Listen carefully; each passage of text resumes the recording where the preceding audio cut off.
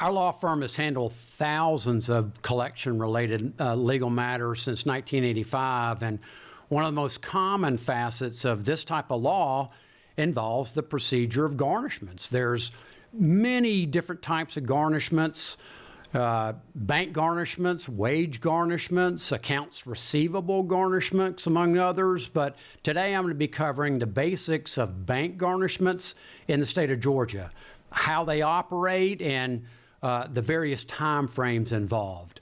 So for a description of this, a bank garnishment is a legal process where a creditor or somebody else, someone or a person or a company that is owed money can collect on a debt by seizing funds directly from a bank account. This typically happens after a court has issued a judgment in the case, which basically confirms that the creditor is indeed actually owed that money. And in Georgia, once a creditor gets that judgment, they can then file a bank garnishment. So this allows them to put a freeze and essentially put a lock on a particular bank account or even multiple bank accounts, and then take those funds up to the full amount of the judgment to satisfy the underlying debt. And depending on how much is in that account is how much the bank would be required to freeze. So with that in mind, Georgia law provides a lot of protections, as you can imagine, when you're talking about this kind of procedure. So certain types of funds are exempt from garnishment. Those include Social Security benefits, unemployment benefits, disability payments. Sometimes pensions are excluded and exempt. So these particular funds, they're protected, which means that creditors can't attach those with a garnishment. But here's the catch. If some of these exempt funds are mixed in with non-exempt money in a particular account, it can become really complicated to prove what's protected. And the particular filing that the parties would then use in that instance is called a traverse.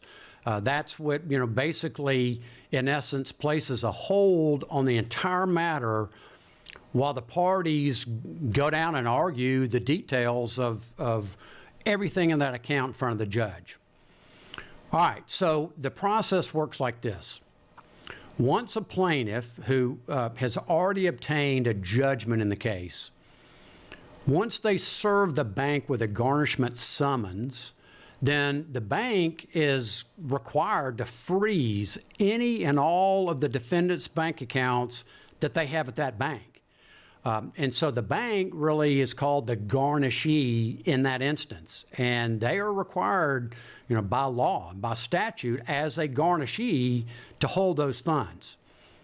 All right, so after the bank is served, within 3 days of serving the garnishment summons on the bank, the plaintiff must then serve a copy of the garnishment summons and what is called a notice to defendant of right against garnishment money, including wages and other property. That's a tongue twister and a long form, but that's the form that needs to be sent within 3 days to the defendant. And the purpose of this notice is to just inform the defendant that their account has been garnished. It's a warning, and it spells out details on what rights they have to object.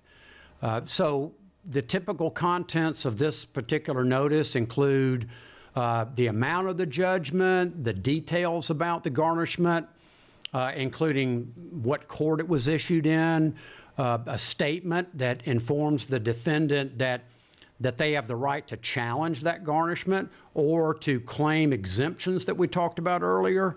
And there's a claim form included in there for the defendant to fill out if they want to contest that garnishment or assert some kind of exemption on those funds.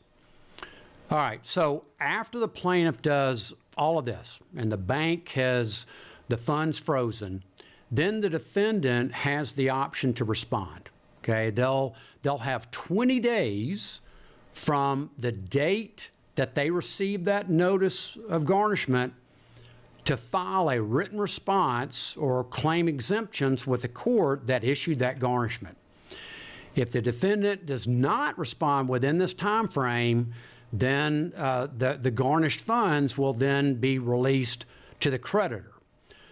So to summarize, bank garnishments are very, very common. Most every single court will be processing garnishment paperwork every single day. And there are many, many hearings in all courtrooms throughout the whole state of Georgia on this. If anybody has any questions regarding any issues that you've run across with respect to garnishments, feel free to give us a call. We'd be happy to help.